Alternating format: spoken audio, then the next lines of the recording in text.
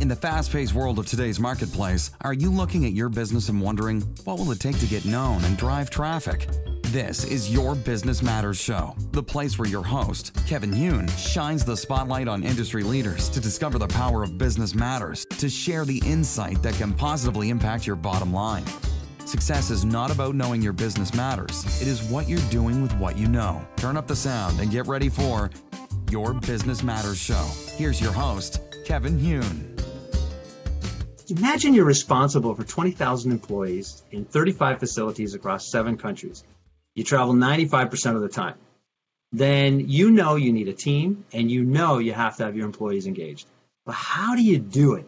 And even more, how do you lead by example so that your people talk about the company saying things like, a well-managed company with a pragmatic management philosophy, great company with great people, focused on the engagement of its employees and great service to its customers. It is a great place to work.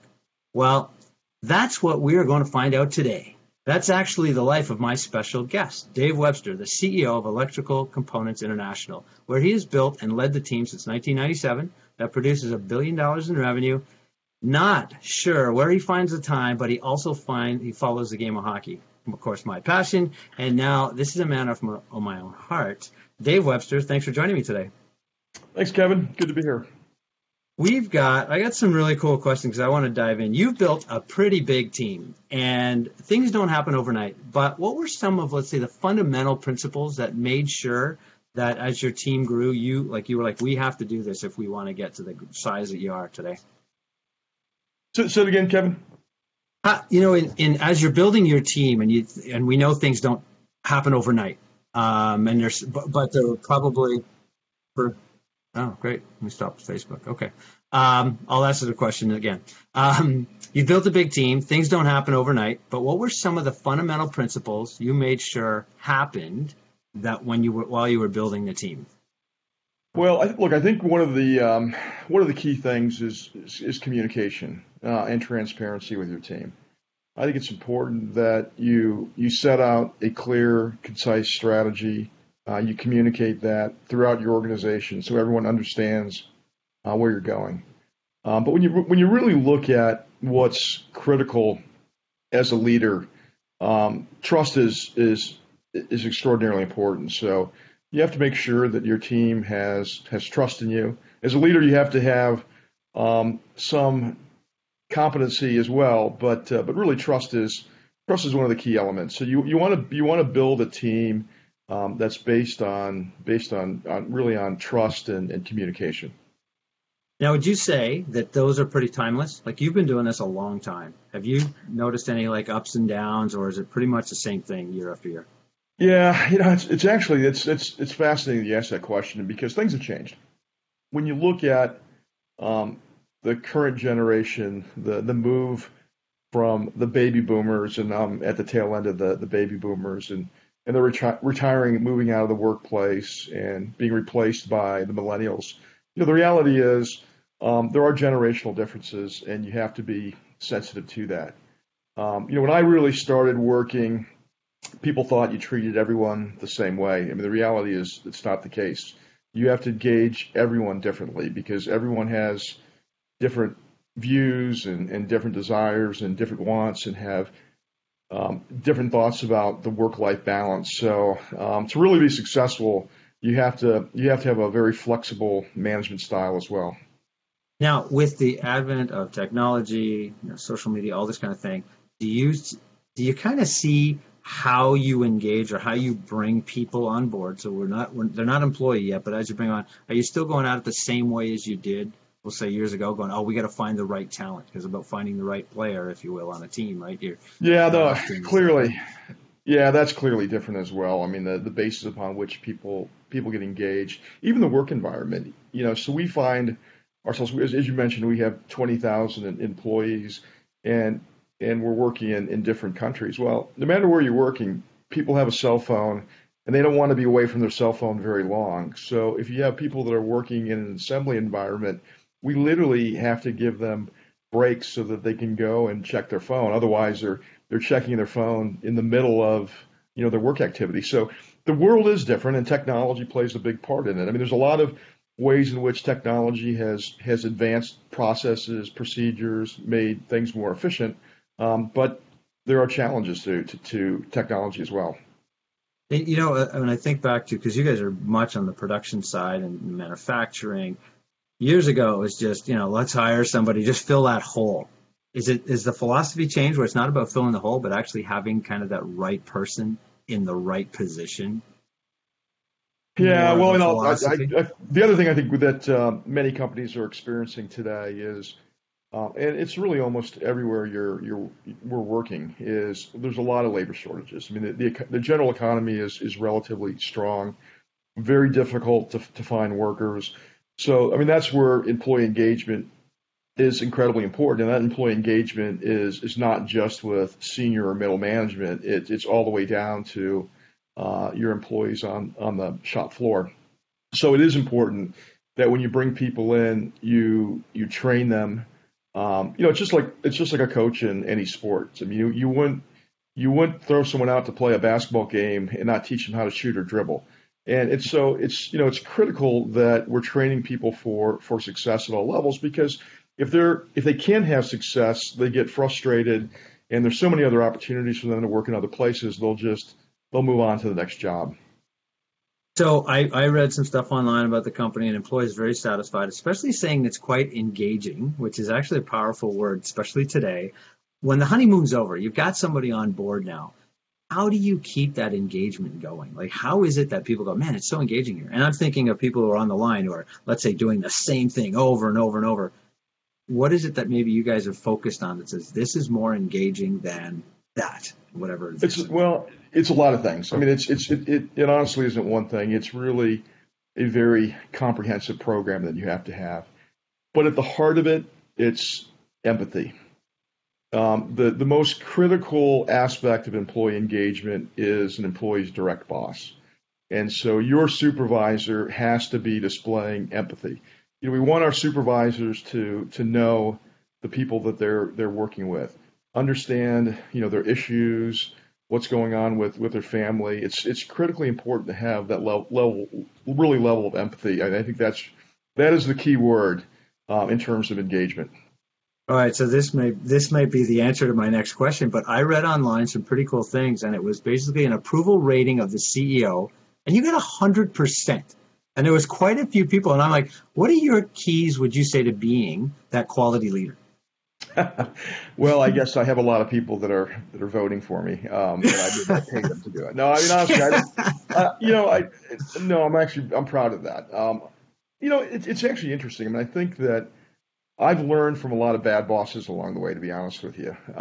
And so, I've created a management style that I think is very different. A lot of it is, again, chartering the right path for your employees and for them understanding what their role and responsibility is. But you got to celebrate their success as well. And you got to spread the credit around, because no one can do it themselves. And, the reality is it's business like sports is really, truly a team effort.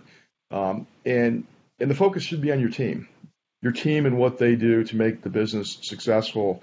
You can't have an ego. It's not worth it. It doesn't really help.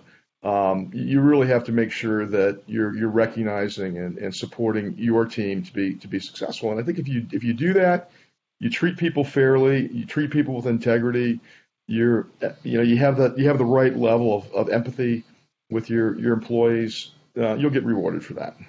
Now, you guys are in 7 countries, Dave. Do you find that culturally there's a difference with what needs to be done, or like people basically the same, doesn't really matter where they are? Yeah, I think people are basically the same.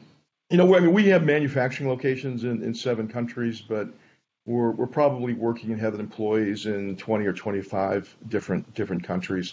Wow. And people, surprisingly, people are the same.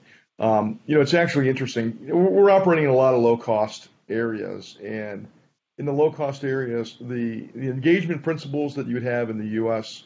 are exactly the same. I mean, people have the same wants and same desires. We're operating in Muslim countries, and we're operating in countries that are predominantly Catholic. So we have a mixed bag. But people are people.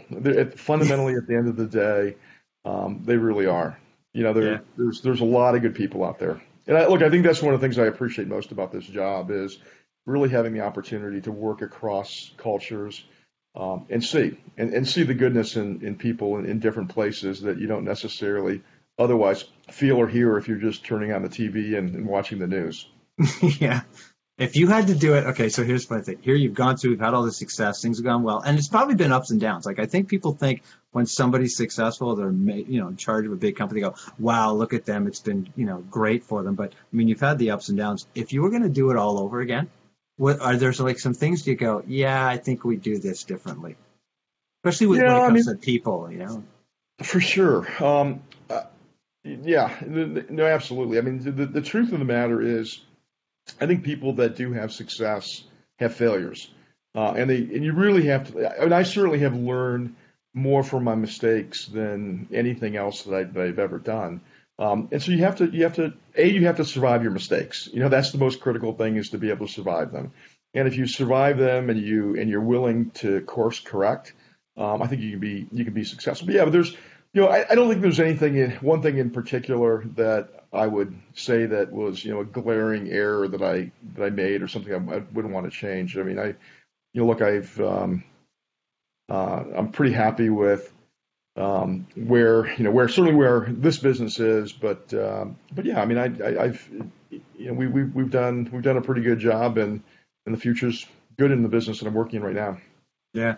And so if we were focusing on like, let's say the smaller type business, let's say like the $1 million, 10 million, their revenue, 10 to 20 employees, and they've got the big vision. Like they're like, yeah, we want to get there. We want to hit that 50 million mark, or we want to get to 50 employees. Are there some keys to success that you have found, especially when it comes to engaging the right or hiring the right people and then engaging them? There's some key things that you go, listen, start doing this now. Don't wait till, your revenues have doubled or something to that effect. And I always wonder sometimes it's like the chicken or the egg, right? Do you wait for the money to come in and then you'll do stuff, or do you do stuff and then go get the money come in? It's a real challenge. It's a challenge operating businesses at different scales. I mean, I think one of the things that I've always seen and appreciated with smaller businesses is one of the biggest challenges growing. Because often even if you're successful, oftentimes you're really capital constrained to grow, even as fast as some of your customers would like you to grow.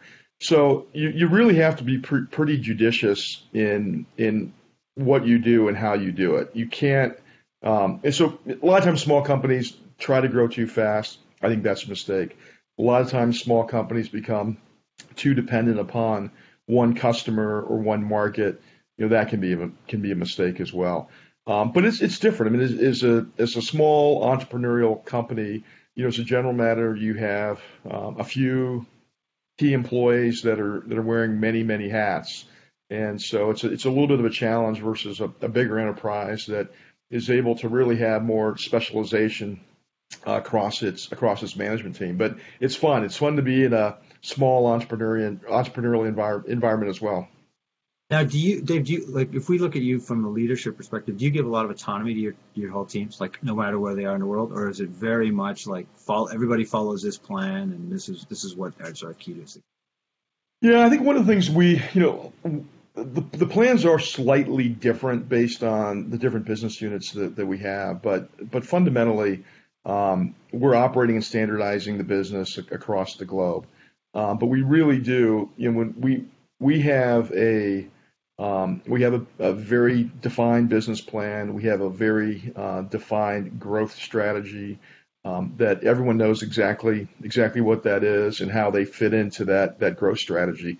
So it's really well communicated, and really the key is to over communicate it. We want people to know exactly what's going on, and people really get disengaged if they feel they don't know what's going on. If no one wants to be the last to know, and you certainly don't want a situation in which someone that's working for you knows something before the boss knows it, because people don't feel good about that when they don't know. So communication is critical, and it becomes more critical in a larger scale organization. Now, do you feel, because you guys are B2B, right? There's no B2C type of business, Correct. right? Would it be the same, would you say, going like a B2C type of business that really wants to scale and get really big? Like they're dealing with the consumer directly. Is it same still philosophy with their people, their teams, their hiring processes and philosophies? Yeah, I mean, I don't think it really is different. It's just, at the end of the day, it's who you're marketing your end product to. But if you're manufacturing and selling to directly to the consumer or to other businesses, I think it's really a question of how you're communicating and interfacing with your customer. In fact, in many ways, I think selling to businesses is a lot easier than selling to consumers. There are things that we really don't have to worry about so much. Branding as an example. I mean, branding for us is important internally, how we brand ourselves. And so, it's important for us to demonstrate a meaningful brand. If we're employing in Mexico, it's important for the dad or the mom when they come home for their kids to think that, wow, this is a good company with a good brand that maybe ultimately they want to work for someday. So it's, if we're giving backpacks or shirts with the company's name on it, that becomes important. We try to do important things in the community. Whether that's giving backpacks to the poor on the streets of St. Louis, or it's working building houses, or working in schools in the local areas. For us, it's very important to have that local commitment to build our brand as a company. But it's a different thought about what your brand really means, as opposed to your brand in a consumer sense. Yeah, I love it because I think a lot of companies and business owners, leaders, they get caught up in the brand is only client focused. And I'm constantly preaching, going, brand is everybody, suppliers, clients, employees, partners, the community, everybody, like all of that. There's a brand. It's almost like you're giving off this vibe, right? And Right. you got it as a company. You're responsible to go, how do we want people to feel when they think about us? Right. And we launched in that vein, we launched an initiative almost 10 years ago, and it's the mantra under our name, service is everything. And when we did that, that was really in part customer focused, but it touched on everything that you talked about. So it's really the first and most important thing is services to your employees. If you're not providing that service or that engagement to your employees, and you're not making your employees somewhat happy, it's very difficult for your employees in turn to make your customers happy. So it's really multifaceted. It's focusing on our employees, our customers, our each other and families, and the communities we work in. So for us, there's really four different pillars to that whole concept. Love it. I'm going to reverse gears here. Put you on the spot. I've spoken to different business leaders, and they say one of the philosophies of like bringing a team together. You take a long time to hire, but very quick to fire if there's no match. What's your take on, the hiring, firing kind of philosophy? Yeah, that's a really good it's a good observation. I will tell you that I do think one of the mistakes a lot of leaders make is they don't. And I hate to use word fire, but they don't separate people from the company quickly enough. Because often, if you have someone that's not working out, not only they're not working out, but they're impacting others within the organization as well in a negative way. So the one thing I do find is a lot of people are really, really slow to remove people that just aren't working. Yeah, I mean, I think certainly hiring. I think the one thing about hiring is you should always have your eye on talent, and you should always be looking for talent. You should hire people even if you don't need them if you find good people, I love it. because Yeah. they're hard to find in this environment. If you find someone good, you're gonna find a place to use them eventually. But yeah, I do agree with that concept though. People tend not to, and it's honestly it's better for the person often that gets terminated. They're better off finding themselves another opportunity that really fits them as opposed to your organization. Does your heart still go out to the people if they don't work out and you're like, oh man, and you just like as a human, I'll call it the human aspect of us, right? Nobody wants to see somebody suffer or go through pain, right? It's just this human thing in us. Does that still happen to you? Or have you been able to, no, I gotta like No, you separate can't. myself? No, I don't think you can ever detach from that because, I mean, particularly in the environment that we work in, we put such a high emphasis on people and their importance in our culture. So no, it's, it impacts people. It impacts their families. It impacts their relationships with their spouse. It's yeah. Look, no one looks forward to the day that they have to terminate someone from their job. It's a tough thing to have to do. Yeah. As a leader, are you approachable? Do your people know that you're the kind of guy that, yeah, reach out to me, it's okay, questions, Q&A, those kind of things, town halls, do you do that? Yeah, no, absolutely. In fact, when we have our annual business meeting, I tell people that feel free to call me at any time, call me on my cell phone. And look, and that's one of the things, to be honest with you, it does create some institutional issues because there's some people that like the military process where you have a chain of command. I think that's important to an extent, but I do think free communication is also important. I clearly have an open door policy. People can talk to me, and people, I think, feel very free to talk to me and voice their concerns, because often their concerns are merited, and as a gentleman, I usually know before they tell me what's going on, and so I can ease some of their fears about things. But yeah, no, I'm happy to talk to people. I'm very approachable. I know a lot of people in the organization have been around a long time, even though we have a lot of employees. No, I think it's important. I think it's important to be seen. People want to see you. They want to see you. They want to talk to you. They want to share thoughts, and that's important. And that's the best way to run a business, to understand what's going on at every level in the organization. Do you look back much and try and compare, or are you constantly just looking forward, forget the rear view mirror? Well, no, I mean, you're only looking back as a reference point to see what happened under certain circumstances. History does repeat itself. So, you're not looking back to look back per se, but you're looking, you have that as a reference point. But I would say that, as I've gotten older and more mature in the business, Wiser. and wiser for sure, is that, you're looking out further.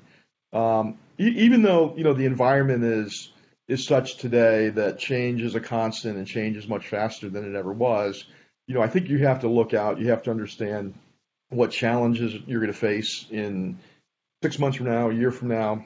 Are there changes in technology that are going to impact your business?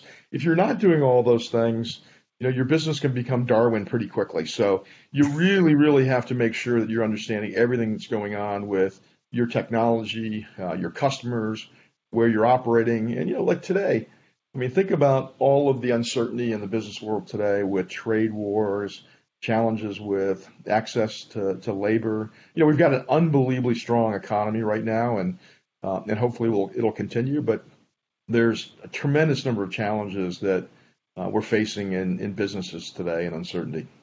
So with that, I'm kind of wrapping up the show. Final words, things you'd probably say to someone, okay, you got one thing to make sure you do. What's a great takeaway or a walk away with from here's today's show?